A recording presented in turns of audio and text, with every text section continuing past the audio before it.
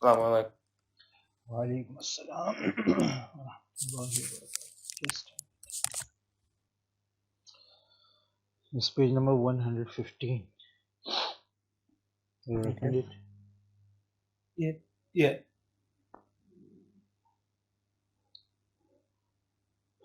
Bismillahirrahmanirrahim. Okay, now it's book 3, section 2, Holy Acts or Islamic Practices. And he's written in bold more about ablution. It means we have done many things about ablutions, its obligations also, sunan also, and many desirable and undesirable things also in previous, right? And I think so that you have Yeah. remembered that. Okay. Okay. So now he's saying more about ablution. Some more things we must know about it. First question, how is it to perform the salah without ablution? If we have not completed our ablution, we haven't done ablution, and we perform the salah, how is it? So the answer is it is a grave sin. Grave sin means there are two types of sins, small sin and big sin, which is known as grave sin. So the grave sin, it is one of the grave sins, understand, not a smaller one. So much so that some of the religious scholars hold that a person intentionally, you must know this thing, that if he has performed the salah, it is a grave sin, and if he has performed it intentionally, posturing for salah without ablution, it is infidelity, it is kufr. Understand? Yeah. He will not remain a Muslim if he performs salah without ablution and he knows it that he is doing this grave sin, this thing, then he will not remain a Muslim. It is the act of infidelity, right? Yeah. So we should care about when we are starting our salah that do we have done the ablution or not? Understand? Yeah. The next question, what is the evidence to show that ablution is one of the necessary condition of salah? Well, for a common Muslim, I think there isn't much need to know about the evidences. When an alim, when a scholar is saying about something, we should just obey him. But sometimes it is necessary to ask about the evidence. So the writer shows the evidence, tell about the evidence of ablution before salah, need of ablution before salah. So the question is, what is the evidence to show the ablution is one of the necessary condition of salah? The answer is the following verse from the Holy Quran. يا أيها الذين آمنوا إذا قمتم إلى الصلاة فاغسلوا وجوهكم وأيديكم إلى المرافق وامسحوا برؤوسكم وأرجلكم إلى الكعبين.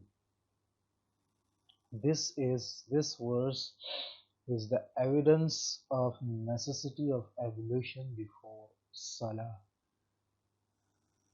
The translation is, O believers or O Muslims, when you stand up for Salah, wash your faces and your hands up to the elbows, and wipe your heads and your feet up to the ankles.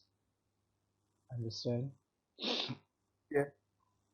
So, in this verse, Allah Almighty has concluded those things whose washing is obligatory during ablution. Understand? Yeah. We know about the obligations of ablution. There are four things which are obligatory: to wash our face, to wash our hands till elbow, to wipe our head, and to wash our feet till ankles. Understand? Yeah.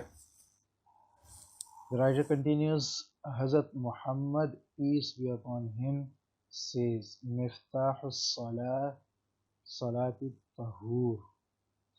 Cleanness is the key to prerequisite for Salah, or cleanness is the key to Salah. It means we can't open Salah without ablution, without cleanness, as a door which is locked can't be opened without any key. So that in this way we can't offer our salah without ablution, because ablution is the key to salah. Understand?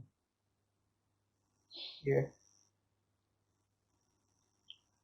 So then now the next topic, more about the commanded acts in ablution. There are four commanded acts we know. So the writer now continues with it that some things we should know about the commanded acts in ablution are as under. Number one, what should be the minimum limit for washing that may qualify for the term? First read the answer, then you will understand what the writer wants here. The answer, the minimum required limit is to pass enough water on a limb to allow a drop of water or two to trickle down it. Less than this will not do. For example, and you will understand with example. If a person merely passes wet hands over the face or puts so little water on his face or any other part of the body during ablution that no drop trickles down it, it is necessary that one or two drops trickle down. So the face will not be considered to have been duly washed. Consequently, ablution will be incomplete. Understand? Yeah. So the writer is telling us about the minimum limit of washing any part of our body during ablution, and necessary limit is that at least when you wash your part of body during ablution, at least part one or two drop of water trickle down or drop down. Understand? Yeah. Just washing in a way that no water is trickling down, the ablution will not be considered as valid. Understand? Yeah.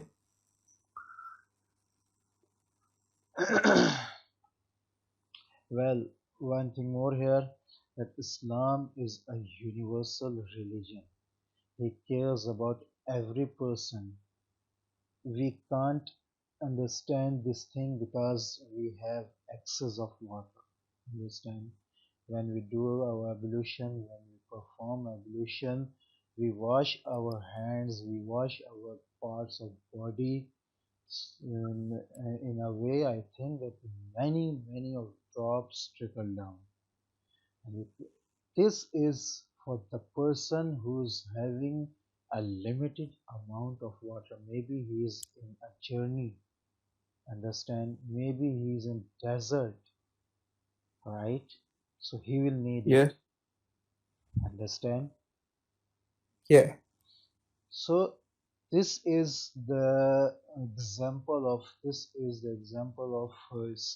that Islam is a universal religion, as he cares about a person who is living in the United States, or whether he is living in either Australia, or whether he is living in any town or any city, he also cares about a person who is in a journey, who is in a desert, who is in a jungle or forest.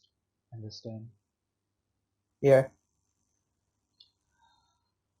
Right, well, the next question: how many times should one wash the limbs meant for washing in ablution? So the answer is washing once is obligatory. We have done this about this thing in the previous also, that obligatory amount to wash is at least once. To do it thrice is masnoon, and to perform it more than three times is undesirable, is makruh. Understand? Yeah. I think we have done this previous also. So the conclusion is that washing once is obligatory, washing thrice is masnoon, desirable, and washing more than three times is undesirable and forbidden. Makruh. Understand? Yeah.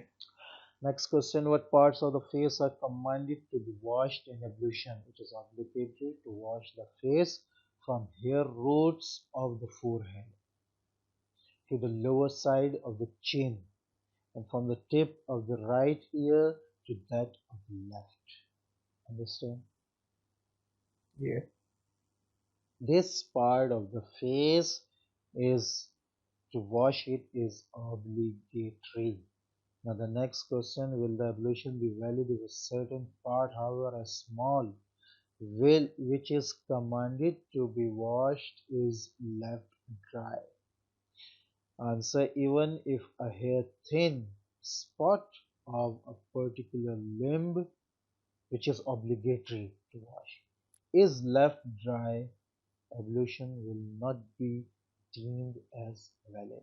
So we should care when we are washing our face, when we are washing our hand, and when we are washing our feet, and we are wiping, that we should there should not be part of our body part, even a hair thin spot of that particular body part is left dry. We should care that it is not left dry. Understand?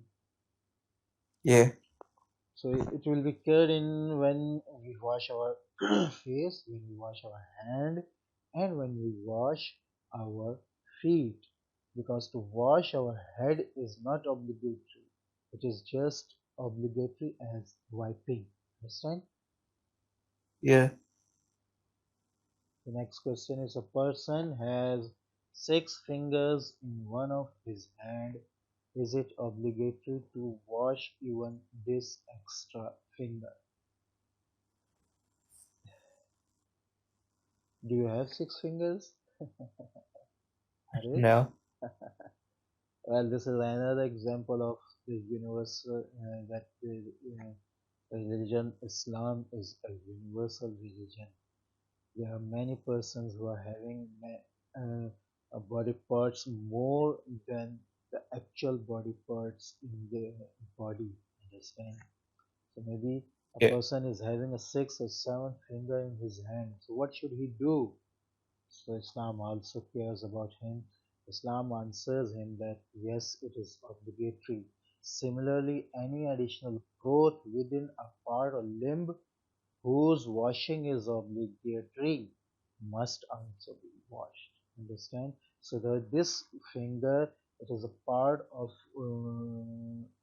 it is a part of body whose washing is obligatory. So this finger will also be washed during ablution. Understand?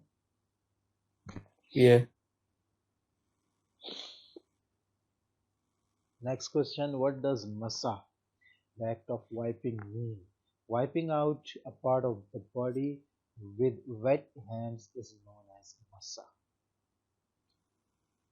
Next question: must a person wet the palms of his hand afresh To perform the massage, to perform the massage of the head or the previous moisture is still extent on the hands will do. Understand the question? Yeah. The writer is asking to perform massage. Is it necessary to wet our hands again, or it will be satisfactory if we wipe our head with the wet hands which was wet before? So the answer is it is better to wet the palms afresh. Understand? It is better Yeah. to wet them again, but it does not matter much if one simply performs the masa with the moisture still extant. But once the wet palms have been used for one masa, the same cannot be used for the masa. So there are three conditions. One, that we wet our palms afresh. Second condition, that our palms are wet before. And the third condition, that the palms are wet and being used for massa one time. So the first one is better position, better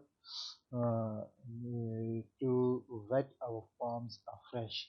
The second one is also satisfactory, but the third one, that when we have used our hands, we have used our palms at one massa, we will not do it for second massa. Understand? Yeah. So the writer says the same cannot be used for the massa of any other part of body. Similarly, the massa is not valid if one wets one's palms with any other part already washed or wiped with wet hands. Understand? If that hand is used in any other part, then it is necessary to wet it again, to wet it afresh. Understand? Yeah. Okay. The next question: if raindrops fall on one's bare head, and a person causes the rain drops to spread across the head, will the masa be considered to have been performed? So the answer is yes, it would be considered as performed. Well, during rain, I think the parts of the body are also get wet, and those parts which are obligatory, they will also be wet. And in this way, the head is also wet, the hands till elbow, maybe they are also wet. The face and the feet are also washed, so we will consider that the ablution has been done, but to do it in its own way is a desirable thing. Understand? Yeah. If a person is passing through rain and these obligatory parts are wet, and then he performed his salah, the salah will be considered as valid, but it is more desirable that he do his ablution in a way that it is done, it is used to do. Understand? Yeah. So the answer here is yes, it would be considered as performed. The masa would be considered as performed. The next question: is it obligatory to wash the inside of the eye sockets? Answer: no. It is not obligatory to wash the inside of the eye sockets or of the nose or the mouth. So the inner parts, these are not necessary to wash. Understand? Yeah.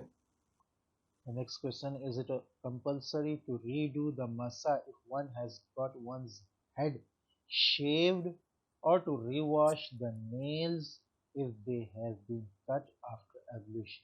You have done your ablution and now you have cut your nails. So what should you do?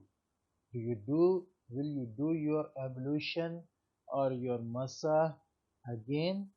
So the writer says no, right?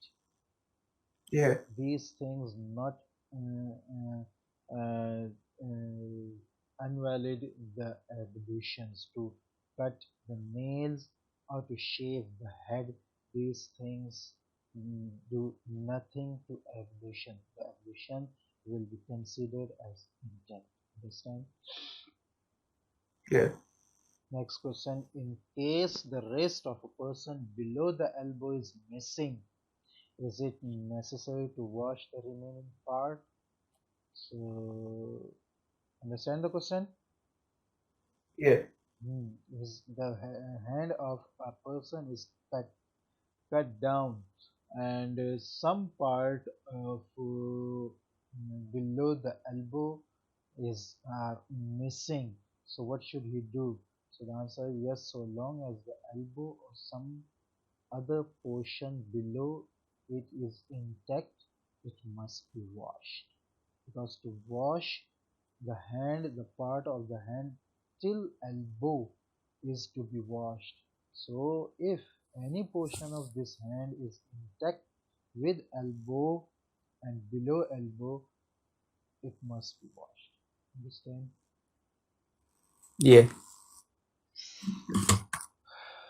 So it is all for today. Okay. Inshallah, we'll continue with the sunans in the next class. Understand? Yeah. Till then, Assalamu alaikum wa rahmatullahi wa barakatuh. And then in the next class, I will ask about the supplications, right? What we have learned during the classes of Quran, right? Okay. I have asked also an Asal to learn them. Understand? Yeah. Till then, Assalamu alaikum wa rahmatullahi wa barakatuh. So, alaikum assalam.